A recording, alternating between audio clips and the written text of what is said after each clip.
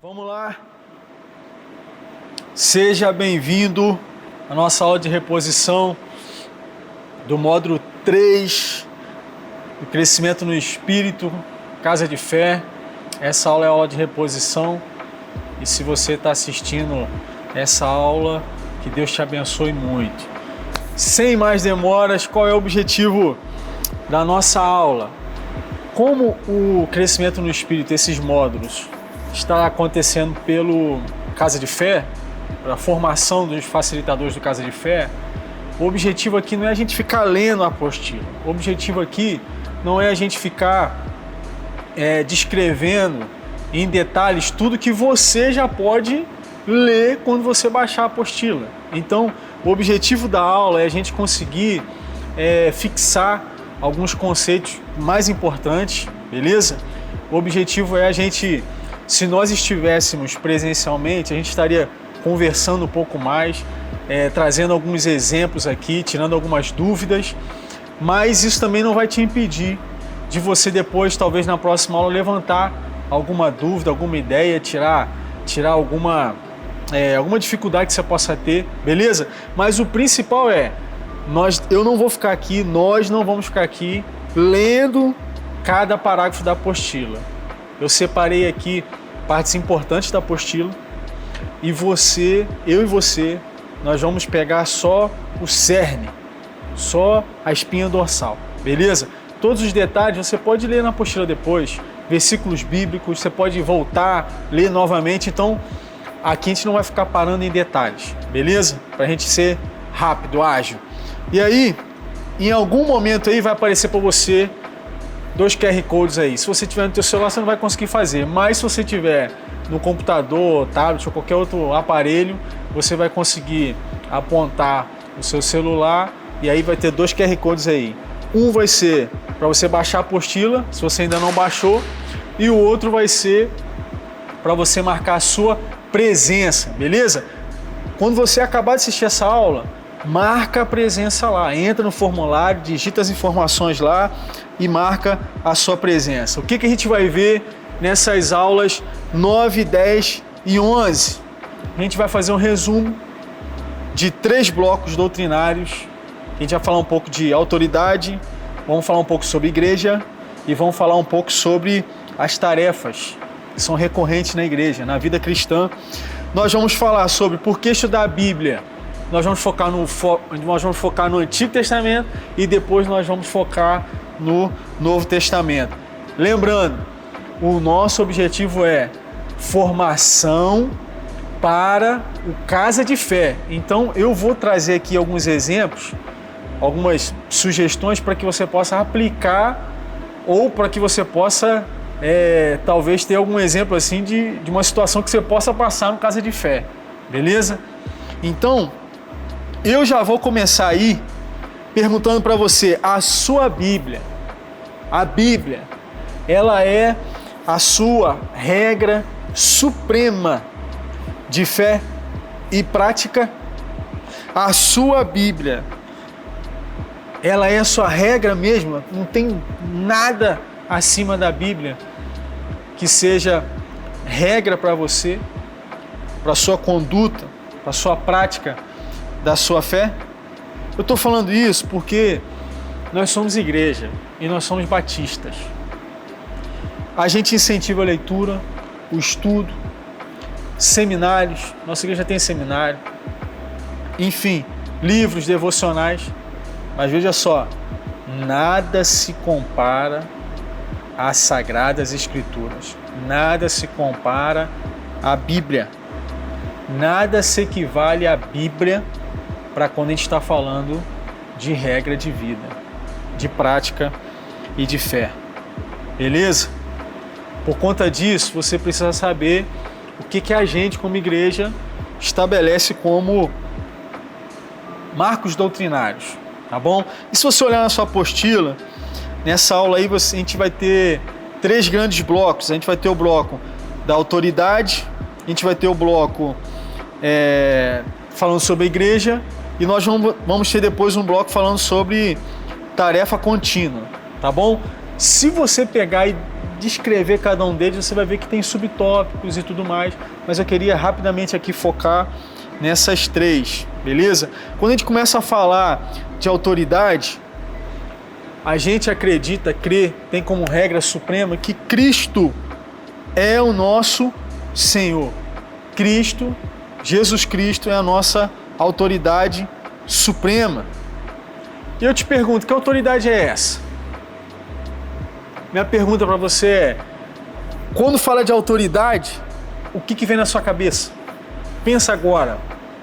Quando fala de autoridade, o que vem direto na sua mente? Quando fala de autoridade, o que você imagina? Você imagina título? Você imagina cargo?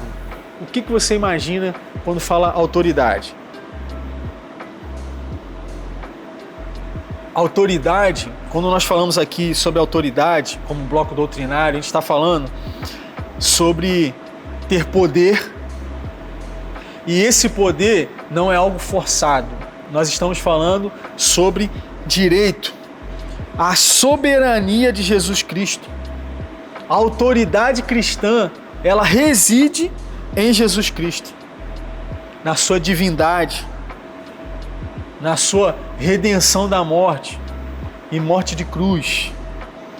A gente está falando de uma autoridade, não que alguém outorgou simplesmente, não que alguém deu um título, mas a gente está falando de uma autoridade que Jesus conquistou através da sua ressurreição vitoriosa. Então, quando a gente fala de autoridade, a gente está falando de Cristo como Senhor. Na apostila diz assim, sua autoridade abrange a todos os aspectos da nossa vida. Isso demanda da gente obediência, submissão, reconhecimento, fidelidade a Jesus e ao reino de Deus. Quando nós falamos de autoridade, a gente está falando de autoridade sobre que as Escrituras possuem. A gente está falando que a Bíblia, ela é a palavra de Deus e ela é a nossa regra de fé e prática. Nada se iguala à Bíblia. Eu estou falando isso porque, de repente, você vai estar lá no Casa de Fé e aí uma pessoa vai estar lá, o seu amigo de fé, que não conhece a Cristo, não conhece o Evangelho, não conhece a igreja, vai dizer para você assim, não, mas eu tenho também o livro A ou o livro B, que esse livro é muito importante para a minha vida, esse livro é uma regra para mim. E às vezes, muitas vezes, algumas pessoas colocam ideologias, conhecimento humano, sabedoria humana acima do que a Bíblia coloca. E aí como você lida com isso? Lá na Casa de Fé. Quando você estiver lá com o seu amigo de fé, você vai escutar, mas você sabe que você precisa mostrar para ele que a nossa regra suprema, acima de tudo, quem tem autoridade para entrar como regra suprema é a palavra de Deus, independente desse livro que ele está citando aí. Então, o Espírito Santo ele vai te dando caminhos, meios e estratégia para você conseguir estabelecer isso. E se você estiver numa situação parecida como essa, você tem que saber qual é o marco doutrinário da tua igreja. Você tem que saber o marco doutrinário nosso como batista. E a Bíblia é a nossa regra, regra de fé e prática suprema, beleza? E eu falei do Espírito Santo. O Espírito Santo é a terceira pessoa da Trindade. A gente acredita nisso, a gente crê nisso e a gente propaga isso. E aí você vai chegar numa casa de fé e o cara vai falar assim, mas como é que funciona esse negócio de Trindade? Meu irmão, quando a gente chegar no céu, a gente vai saber tudo em detalhes isso aí. Mas isso é um mistério da fé cristã, isso é um mistério da vida cristã. Mas a gente sabe como é que funciona isso, que o Espírito Santo não é o Filho não é o Pai não é o Espírito Santo, mas o Pai é Deus, o Filho é Deus, o Espírito Santo é Deus. Nenhum é o outro, mas os três são um. Isso é um mistério da fé cristã, isso é um mistério da Trindade, mas isso é a nossa regra, doutrina nossa, regra de fé, beleza? E nós cremos no Espírito Santo como autoridade, como consolador, intercessor, e a submissão que nós temos em relação ao Espírito Santo e com relação ao relacionamento com ele, que é primordial para a nossa vida. Então talvez lá no Casa de Fé você não tem que ficar explicando a Trindade, discussão teológica, mas você tem que apresentar um Deus que está interessado em se relacionar com Ele. O Espírito Santo como terceira pessoa da Trindade, que está disponível e deseja se relacionar com o teu amigo de fé. Basta ele reconhecer, basta ele se arrepender, basta ele abrir o coração. Esse é o objetivo no Casa de Fé, beleza? Tem um outro bloco aí muito importante, que é a igreja. E quando falo desse bloco aí, do segundo bloco, a igreja, eu destaquei aqui a natureza da igreja. E se você olhar na apostila, vai estar assim na apostila: a igreja é uma grande família de crentes que se unem para cultuar a Deus, adorando e louvando seu nome, para estudar e adorando e louvando seu nome, para estudar e para propagar o Evangelho. Deixa eu te fazer uma pergunta. Sua família é perfeita? Existe família perfeita? Existe família perfeita? Claro que não. A minha não é perfeita, tenho certeza que a sua também não é. Agora deixa eu te falar uma coisa. Mesmo a nossa família não sendo perfeita, a gente desiste da nossa família com facilidade? Você desiste da sua família na primeira desavença, ao primeiro arranhão, à primeira discussão? Você desiste da sua família? Se a igreja, nós acreditamos que a igreja é uma grande família de crentes, então a gente também não pode desistir da nossa igreja. Então também a gente não pode desistir da igreja à primeira desavença, ao primeiro desconforto. A gente não pode desistir. E lá no Casa de Fé, talvez o seu amigo vai dizer assim: olha, eu vou aceitar Jesus, mas eu não quero ir para a igreja não, que a igreja só tem gente problemática. No teu coração, na tua mente, você vai falar assim: quando você chegar lá, você vai ser mais um. Mas você não vai falar isso não. Só vai ficar só na tua mente. E aí como é que você vai apresentar um Deus, uma fé, e você vai aceitar que ele reconheça que a igreja tem gente problemática e ele não vai participar dessa família? Não, você tem que ter a certeza no teu coração que nós como igreja acreditamos que a igreja é uma grande família de crentes, pessoas sendo transformadas, se tornando discípulos de Jesus, glorificando a Deus em tudo que fazem. Então, você não pode permitir que um pensamento de que não é importante estar na igreja, não é importante viver a vida comum da igreja, você não pode permitir isso na mente, no coração do seu amigo de fé. Então, com muito jeito, com muito tato, você vai apresentando a igreja como pessoas, sim, que têm dificuldades e defeitos, mas pessoas que querem melhorar, querem ter a vida transformada. Você pode apresentar a tua vida, você pode dizer: olha, um dia eu era assim, Deus está transformando a minha vida, Deus me transformou, Deus curou, Deus libertou a minha família, meu parente, a minha vida, Ele quer fazer o mesmo com você. E olha, a maturidade cristã, ela vem baseada na vida comum da igreja. É um crente ajudando o outro, um crente impulsionando o outro, um ferro afiando outro ferro. Então, na Casa de Fé, você precisa ter isso na tua cabeça, gravado no seu coração. A igreja, participar da igreja, a igreja como uma grande família de crentes, uma grande comunidade de fé, a igreja, a noiva de Jesus, precisa que a gente participe como um corpo, fazendo parte do corpo. Esse teu amigo de fé precisa entender isso. E o Espírito Santo vai te usar para isso. Ainda falando sobre igreja, eu coloquei sobre o batismo. Botei duas coisas muito importantes: o batismo, a ceia do Senhor. E aí, quando se fala de batismo, nós, os batistas, nós ensinamos o batismo por imersão. Por que é importante saber isso? Talvez no Casa de Fé, o seu amigo vai dizer assim: ah, mas eu fui batizado quando eu era bebê, em uma igreja. Ah, mas eu fui batizado por aspersão ou qualquer outro tipo de batismo. Eu fui batizado, eu não preciso me batizar mais não. Você precisa entender que nós, como batistas, ensinamos o batismo por imersão. Aí você vai chegar na casa de fé e vai dizer assim, não, o teu batismo valeu, você sabendo que tem que ser por imersão. Em contrapartida, você vai chegar na casa de fé, no seu amigo de fé, e vai dizer, o teu batismo não serviu de nada, não valeu de nada. Você tem que batizar de novo, você tem que mergulhar. Você vai chegar e vai apresentar isso? Eu te pergunto, pensa aí, como é que você apresentaria o batismo por imersão por alguém que já foi batizado como bebê ou que ele já foi batizado por aspersão? Se o teu amigo de fé estiver nesse caso e te perguntar, como é que você ia falar com ele?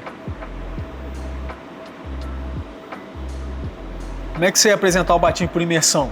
Que é uma regra doutrinária da nossa igreja. Como é que você ia apresentar? O batismo e a ceia do Senhor são ordenanças da igreja. Você não vai chegar pro rapaz, seu amigo de fé, e vai dizer assim, não serviu de nada. Ou então, eu aceito qualquer coisa. Você vai dizer para ele assim, você vai dizer o que é o batismo. Você vai falar assim, o batismo é a confissão pública. O batismo, você está dizendo, para as pessoas e para o mundo. Para as pessoas e para o mundo espiritual. Eu quero uma nova vida em Cristo Jesus. As coisas velhas, estou enterrando agora, estou nascendo de novo.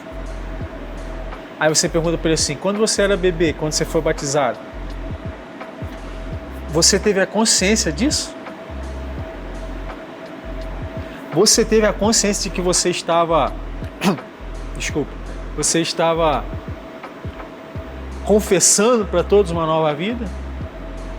Jesus disse assim, ó, aquele que me confessa diante dos homens, eu confessarei diante do Pai. Você gostaria de ter o seu nome? Jesus falando o seu nome diante do Pai? Então, o que você acha de você confessar isso diante dos homens? Você está entendendo? Não é na pancada, não é desvalorizando, não é menosprezando, mas também é dizendo a verdade em amor. Trazendo opções, colocando algumas questões para que ele responda. Então, batismo e ceia do Senhor. Deixa eu te fazer uma pergunta. Quais são os cultos mais importantes na nossa igreja? Quais são os 2 cultos mais importantes, entre aspas, não menosprezando os outros, mas quais são os cultos mais importantes da nossa igreja? Culto de domingo, que é o culto de celebração de todas as células, celebração de todos os crentes, culto evangelístico e o culto de quarta-feira, que é o culto da resposta. O segundo culto mais importante, que é o culto da campanha, o culto evangelístico também. O culto de ceia do Senhor é mais importante ainda. Porque Jesus disse, ó, façam isso em memória de mim. Ceia do Senhor é uma ordenança. Então a gente precisa também ensinar de que o batismo e a ceia do Senhor envolvem a nossa fé, a propagação da nossa fé, o exame da nossa consciência, discernimento das nossas ações.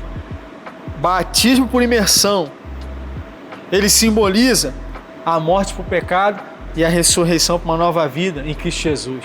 A ceia do Senhor, pão e o vinho, pão e o suco, é a lembrança do que Jesus fez na cruz do Calvário pelo seu amigo de casa de fé. Ele precisa entender isso. Então, se surgir no caso de fé uma situação como essa, o que você fala sobre a ceia e o batismo? Você já tem alguma resposta. Vamos lá? Vamos seguir. Bloco 3, tarefas contínuas. Eu não vou descrever aqui todas as tarefas contínuas, beleza?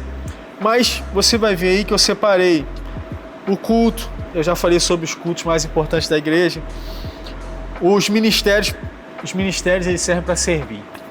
O ministério serve para mostrar para nós que a gente tem um chamado, que a gente tem um chamado universal e nós temos chamados específicos. O ministério é para isso. Evangelismo, missões. Gente, evangelismo e missões só acontece aqui. Lá no céu ninguém vai evangelizar, não. Lá no céu ninguém vai ser missionário, não. Então, evangelismo e missões tem que fazer parte das tarefas contínuas de um crente, de um cristão. O evangelismo com abordagem teológica sólida, saudável, falando da salvação, falando do amor, do evangelho. Amém? E quando a gente fala de mordomia, a gente está dizendo assim, olha, tudo que nós temos pertence ao Senhor. Talvez no Casa de Fé, quando se tocar no assunto de oferta e dízimo, você precisa entrar no assunto da mordomia cristã, dizendo que, olha, nós somos responsáveis por cuidar daquilo que Deus nos deu. Nós somos responsáveis pelos talentos que Deus nos deu. Nós somos responsáveis pelos bens materiais, os bens de conhecimento que nós temos, nosso capital cultural. Nós somos responsáveis por isso. E talvez se entrar no assunto de dízimo e oferta, talvez seja importante você abordar o conceito de mordomia. E aí, vem um slide aí dizendo uma grande pergunta aí. Existe alguma tarefa contínua que você pode melhorar? De todas essas tarefas que nós colocamos aqui, existe alguma tarefa contínua que você sente que você pode melhorar? Fica essa reflexão para você entendendo que existem tarefas que precisam ser contínuas, sem cessar, enquanto a gente estiver aqui vivendo como igreja. Vamos partir para a aula 10 e 11 rapidinho? A aula 10 é o foco no Antigo Testamento e a aula 11 é o foco no Novo Testamento. Qual é o objetivo? A gente falar sobre estudar a Bíblia, o Antigo e o Novo Testamento, quando você estiver no Casa de Fé. Porque pode ser que você encontre pessoas que vão dizer assim, poxa, o Novo Testamento, poxa, eu acho muito legal, cara. O Novo Testamento, a pessoa não conhece Jesus, não conhece Bíblia, não conhece vida cristã, e aí vai dizer assim, poxa, o Novo Testamento é muito legal, eu gosto muito dos ensinamentos de Jesus, mas o Antigo eu não gosto não. O Antigo, aquela matança lá, sangue para tudo quanto é lado, é guerra, é briga, eu não gosto não. Briga de reino, esses problemas de família, isso eu não gosto não. Aí você vai dizer o quê? Aí você vai dizer para ele, não, tudo bem, fica só com o Novo Testamento. Não. A Bíblia, fizeram um estudo e começaram a conectar do Antigo Testamento e o Novo Testamento. Tem até um gráfico muito bonito que fizeram. Meu irmão, minha irmã, não existe uma contradição na Bíblia. Veja só, tá no slide aí e tá na apostila. Olha esse slide aí, quantos livros tem a Bíblia? 66 livros, 39 no Antigo Testamento, 27 no Novo Testamento. Foi num período de quase 1.600 anos, mais de 40 pessoas participaram, foram usadas por Deus para escrever.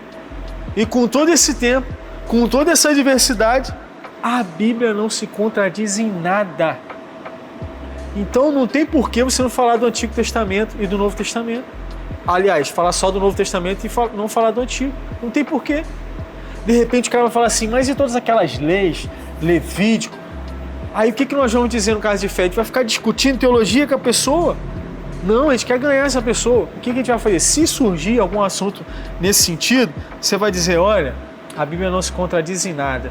E tudo que você olhar no Antigo Testamento, se você observar bem, era só uma sombra, era um vislumbre daquilo que viria depois com Jesus. Tudo apontava para Jesus. Em Levítico, no Pentateuco, tem ali sacrifícios por causa do pecado. E aí tudo isso apontava para o único e suficiente sacrifício, aquele que poderia salvar, aquele que pode te dar a salvação eterna, te oferecer a salvação eterna, que foi o sacrifício de Cristo Jesus na cruz do Calvário. Morreu, mas ao terceiro dia ele ressuscitou e vivo está. Então, isso era só uma sombra, apontava para Jesus. Se você pegar Isaías quantas e quantas profecias Isaías apontava para Jesus. Então, você precisa conversar, se surgir essa situação da Bíblia do Antigo e do Novo Testamento, você precisa dizer, olha, o foco é, ela não se contradiz, ela é a palavra de Deus. Aí você pode dizer, mais de 40 pessoas, mais de 1.600 anos, e não se contradiz, só pode ser coisa de Deus. Você pode dizer assim, rapaz, você falou um negócio ontem, você já esqueceu. O que você comeu semana passada, você não sabe mais. Se foi gostoso, se foi ruim, você não sabe mais. E como que a Bíblia, durante todo esse tempo, todas essas pessoas, ela só pode ter sido inspirada por Deus. E ela fechada é um livro, mas ela aberta é a própria palavra de Deus. Por que a gente deve estudar a Bíblia? Por que nós devemos estudar a Bíblia? Porque a Bíblia é o nosso manual de vida. Meu irmão, minha irmã, você precisa dizer isso no Casa de Fé. Olha, a Bíblia é o nosso manual. O que você precisar, a Bíblia tem resposta. A Bíblia é o manual do ser humano. A Bíblia nos responde a tudo. Tudo que você imaginar, a Bíblia nos responde. E a gente precisa ensinar a verdade, ensinar a Bíblia. Na apostila está até dizendo assim, como ensinar, estarmos preparados para responder sobre a razão da nossa esperança. Está lá o versículo, portanto vão, façam discípulos de todas as nações, batizando em nome do Pai, do Filho e do Espírito Santo, ensinando a obedecer a tudo que lhes ordenei, e eu estarei sempre com vocês até o fim dos tempos. Cresçam, porém, na graça e no conhecimento do nosso Senhor e Salvador Jesus Cristo. Procure apresentar-se a Deus aprovado como obreiro que não tem do que se envergonhar, que maneja corretamente a palavra de Deus. Vamos lá. Elementos do Antigo Testamento. Mais uma vez, era um vislumbre, apontava para o que viria. Então você vai ver aí, tem elementos aí. Nós temos o altar, que é a estrutura, que era uma estrutura para realizar os sacrifícios. Nós temos como elemento do Antigo Testamento o tabernáculo, que seria a tenda sagrada. Nós temos como elementos do Antigo Testamento o lugar santo, o lugar santíssimo. E olha só, hoje, por conta de Jesus, o véu do templo se rasgou de alto a baixo. Como quem diz, quem rasgou ninguém costura. E aí, o que antes no Antigo Testamento a gente não tinha acesso, hoje nós temos acesso por causa de Jesus. É isso que você precisa passar de alguma forma no Casa de Fé. De que aquilo que no Antigo Testamento às vezes eram elementos impeditivos, hoje, na graça, por causa de Jesus, são símbolos do que Jesus fez por nós. O que era impeditivo, hoje é só um sinal daquilo que não nos impede mais. Irmão, isso é coisa maravilhosa. Então, nós temos aí os elementos do Antigo Testamento. E aí, lá na apostila, tem lá os livros, os apócrifos, por que a gente rejeita. Você pode dar uma lida lá depois, mais especificamente, tá? Lá tem uma partezinha falando a diferença da Bíblia evangélica com a Bíblia católica, e tem a questão dos livros apócrifos, enfim, você pode ver isso depois, e depois você pode ver um pouquinho mais sobre a história da Bíblia, mas aqui ia estender demais. Então vamos partir para a última parte, tá? A última parte. Bem, antes é importante dizer, antes de falar do Novo Testamento, que o Antigo Testamento, esses 39 livros, né, escritos em torno de 400 anos, ele tem os 5 livros da lei, Gênesis, Êxodo, Levítico, Número, Deuteronômio. Ele tem os livros históricos. Quais são os livros históricos? É a história de Josué, é a história de Juízes, são a história dos reis, aí vem Samuel, os livros históricos tem lá Neemias, Esther. Então nós temos os livros da lei, os livros históricos, nós temos também os livros poéticos. Você sabe quais são os livros poéticos? Você sabe que tem poesia na Bíblia? Você sabia disso? Você sabia que tem poesia na Bíblia? Coisa linda. Salmos, Provérbios, Jó, Cantares de Salomão, Eclesiastes, são livros poéticos. E nós temos os profetas maiores e menores. Beleza? Então, o Antigo Testamento aponta para o Novo Testamento. Esse é o cerne lá no Casa de Fé, para aquele teu amigo que não conhece a palavra, não tem conhecimento de teologia, não conhece igreja, não conhece evangelho. Esse é o principal de você dizer, olha, toda a Bíblia é a palavra de Deus, toda a Bíblia, Antigo e Novo Testamento, toda a Bíblia é a palavra de Deus. Ah, mas e o Antigo? Aponta para o que viria depois. É uma sombra do que viria depois. Você está entendendo? Beleza?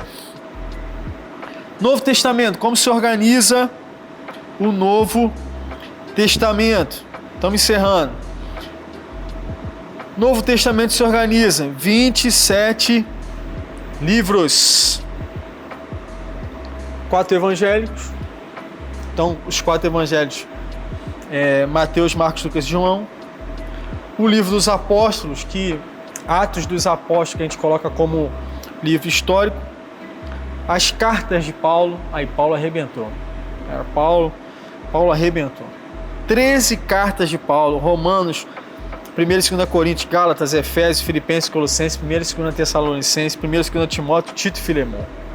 8 cartas gerais, Hebreus, Tiago, 1 e 2 Pedro, 1 e 2 e 3 João e Judas, e um livro profético. Qual é o livro profético? Apocalipse, isso aí. E aí, a ênfase do Velho e do Novo Testamento, eles se completam. Esse é o grande lance. O Antigo Testamento e o Novo Testamento, eles se completam. Você precisa mostrar isso, ele precisa entender isso. Beleza?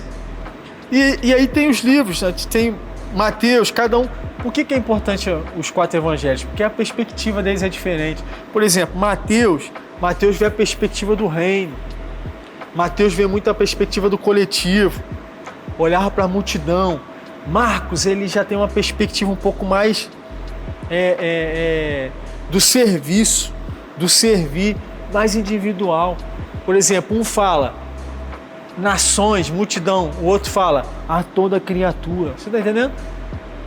É a mesma coisa, mas a perspectiva é diferente. Alguns colocam um pouco mais de detalhes. Lucas tem um olhar um pouco mais específico sobre algumas passagens. Então, Lucas tem uma perspectiva mais sobre da humanidade, sabe?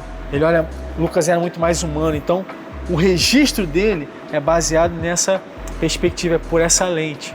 Então não tem nada de diferente, só tem mesmo a forma como foi registrado, tá? João fala muito sobre a divindade. João, ele escreve para fortalecer a fé.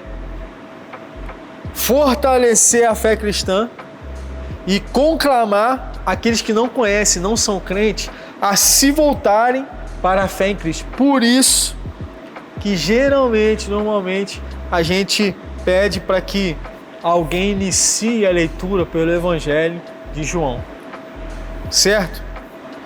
Então nós temos aí as epístolas, beleza? Nós temos aí que elas falam sobre os primeiros passos da igreja no Novo Testamento. Então, qual é o grande lance aqui com relação ao estudo da Bíblia, Antigo Testamento e Novo Testamento? No caso de acontecer situações de questionamento sobre a Bíblia, questionamento sobre a veracidade da Bíblia, a verdade da Bíblia, você precisa entender isso para que você possa passar para o seu amigo de fé, de que não é uma parte diferente da outra, não é uma perspectiva que não existe mais, uma perspectiva atual. Antigo e Novo Testamento se completam, eles se fundem. Você não pode separar a Bíblia, eu leio o Antigo, não leio o Novo, ou leio o Novo, não leio o Antigo. Não existe isso. E quando falar dos Evangelhos, você tem que dizer, olha, por que esse escreveu isso, esse escreveu aquilo? Está diferente. Não. Se nós olhar... Aí você pode falar com seu amigo de fé. Cara, se a gente olhar para uma paisagem e eu pedir para você descrever essa paisagem, você vai descrever essa paisagem nos detalhes. Talvez eu não. Talvez eu vou descrever a paisagem numa perspectiva mais ampla. Talvez se eu pedir para você descrever, você vai dizer assim, não, esse telão tem tantos metros de tanta largura, altura, tantos LEDs, tem a capacidade de tanto. E talvez eu vou dizer assim, cara, esse telão é a coisa mais linda que tem, pô, as cores ficam lindas nele. Estou falando da mesma coisa, a gente está falando da mesma coisa, mas a perspectiva, o registro é diferente. Isso não tira a verdade que tem o telão. Você está entendendo? Então, quando chegar a falar sobre Bíblia lá, você precisa entender de que a gente não está discutindo teologia. Na casa de fé, a gente não vai discutir teologia. Na casa de fé, o Espírito Santo vai te dar perguntas e respostas. Abre a boca que o Senhor vai encher a palavra dele. Ele vai te dar perguntas sábias e respostas sábias para a gente ganhar esse amigo de fé.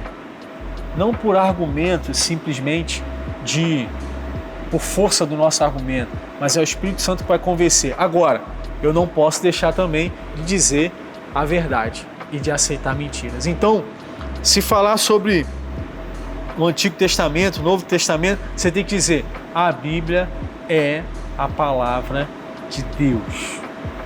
Ela toda é a palavra de Deus. Controvérsias em torno da Bíblia.